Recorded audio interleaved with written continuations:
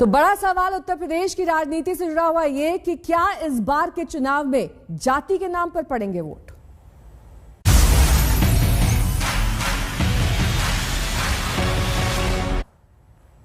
और यूपी में 2022 की सिंहासन की लड़ाई में योद्धाओं के नाम का ऐलान शुरू हो गया है। कल बीजेपी ने पहली लिस्ट जारी की। इसके बाद समाजवादी पार्टी, बीएसपी और कांग्रेस भी अपने अपने उम्मीदवारों की शुरुआती लिस्ट के साथ सामने आ गए।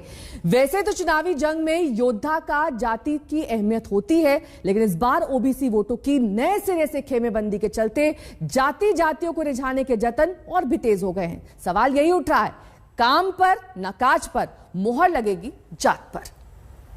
अगड़ा पिछड़ा, दलित ब्राह्मण, हिंदू मुसलमान, हिंदुस्तान की यही तस्वीर है। इसे अनेकता में एकता कहिए या सिंखचों में बंटा समाज, आप अपनी पसंद के हिसाब से राय बना सकते हैं, लेकिन यह तय है कि जो समाज में है वही चुनाव में दिखेगा। देश के सबसे बड़े सूबे उत्तर प्रदेश में यही एकदम साफ साफ दिख रहा है।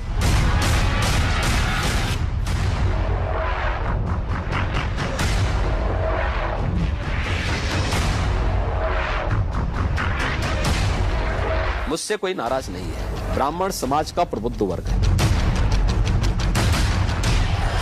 ब्राह्मण तो ये देख रहा है कि आपने राम के नाम पे वोट तो ले लिया। अब कोई नहीं रोक सकता रफ्तार को, जब समाजवादी और अम्बेडकरवादी साथ आ गए। ये कैसे दलित हितैषी पार्टी हो सकती है? अंत समय में मुझे लगा कि अखिलेश जी को दलितों की जरूरत नहीं है। हम मुसलमान वक्त के एतबार से कानून शुरू है, मगर याद रखो हम तुम्हारे जुल्म को भूलने वाले नहीं हैं। जिसकी जितनी संख्या भारी उसकी उतनी भागीदारी। जातीय आरक्षण व्यवस्था के पैरोकारों के बीच पिछले कुछ सालों से यही नारा लोकप्रिय है। तमाम सियासी पार्टियां आरक्षण के लिए इस नारे पर सहमत हो या न हो, लेकिन चुनावी सियासत में सभी दलों का यही अघोषित मूल मंत्र होता है। बात जब टिकट बंटने की आती है तो कोई माने या न माने, पहला हिसाब किताब यही होता है कि उस खास चुनाव क्षेत्र में ज्यादा वोटर किस जाति के हैं। इसकी जो मैट्रिक्स, जो कौन सी समाज वर्ग के कितने लोग आए हैं, वो जब 7 फेज की टिकट होगा तब हम आपको कैलकुलेशन बताएंगे। लेकिन मैं आज पहला 2 फेज की घोषणा के बाद कहता हूं, भारतीय जनता पार्टी की प्रत्याशी सर्वसमावेशी ही हो रहा है। पढ़े लिखे नौजवान, वंचित वर्ग, पिछड़े वर्ग के नौजवानों को महत्व देना, यह हमारी पार्टी की आज स्ट्रैटेजी है।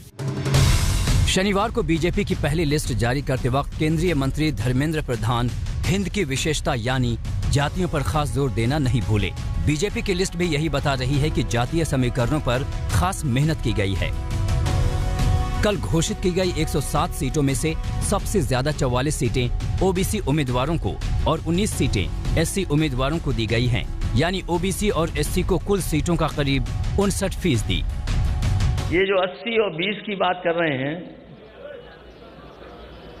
80% लोग तो समाजवादी पार्टी के साथ समर्थन में खड़े ही हो गए थे।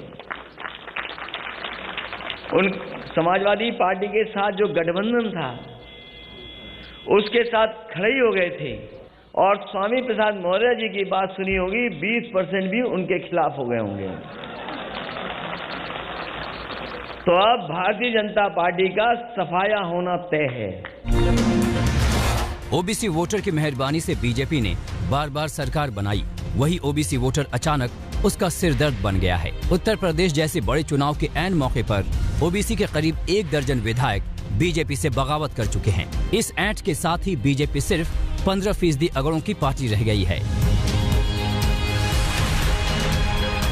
नारा दे रहे हैं 80 और 20 का, और मैं ये कहता हूं 80-20 नहीं, अब तो होगा 15 और 85 का। 85 तो हमारा है, 15 में भी बंटवारा है। जाति के नाम पर अखिलेश और उनके नए मेहमानों की यह चेतावनी बीजेपी के उस आत्मविश्वास का जवाब है जो उसने कई चुनावों में सफल प्रयोगों के बाद हासिल किया है। राम मंदिर और जिन्ना वाली बड़ी सियासत के चरम पर जातियों की अलग अलग पहचान छोटी होने लगी थी। ये तो 80 बनाम 20 तो है ही। ये चुनाव 80 बनाम 20 जाएगा। और मैंने आपको पहले कहा कि चुनाव होंगे तो आप रिजल्ट दो, 10 मार्च को आने दीजिए। एक तरफ भारतीय जनता पार्टी होगी जो 3/4 से अधिक सीटों को पा करके प्रचंड बहुमत की सरकार बना रही होगी, दूसरी तरफ कांग्रेस, सपा, बसपा ये सभी दल होंगे जो 20% की लड़ाई के लिए माथापच्ची कर रहे हैं। बीजेपी की सियासत पर अखिलेश और उनके ओबीसी योद्धा बट्टा लगाने को तैयार बैठे हैं। अखिलेश जातीय पहचान वाली छोटी छोटी पार्टियों को समेटने का अभियान चला रहे हैं, लेकिन दलित दांव में पेंच फंस गया है। दलितों के नए आइकॉन अखिलेश से रूठ गए हैं। निराशा हुई कि 1 महीना 10 दिन के बाद उन्होंने कल अपमानित किया, ये दुखद है। अपमानित किया आपको? हाँ, ये बहुजन समाज के लोगों का उन्होंने अपमान किया है। वो शायद किसी मन से तय करके बैठे कि हमें दलितों की लीडरशिप नहीं खड़ी होने देनी। चंद्रशेखर से पहले दलित वोटों पर इकलौता दावा मायावती का था। भले ही इस चुनाव में मायावती का मिजाज देश के मौसम की तरह सर्द दिख रहा है, लेकिन जाति की राजनीति का डर दिखाना वो अभी भी नहीं भूली है। जिस समाजवादी पार्टी ने दलितों के सरकारी नौकरियों में पदोन्नति को लेकर लाए गए विधेयक को राज्यसभा में फाड़कर फेंक दिया था और इस विधेयक को पास नहीं होने दिया था, जो अभी तक भी लटका पड़ा है, तो ये भी इनको जानना चाहिए। तो ये कैसे दलित हितैषी पार्टी हो सकती है? हर जगह वजन जातीय समर्थन से तय होता है।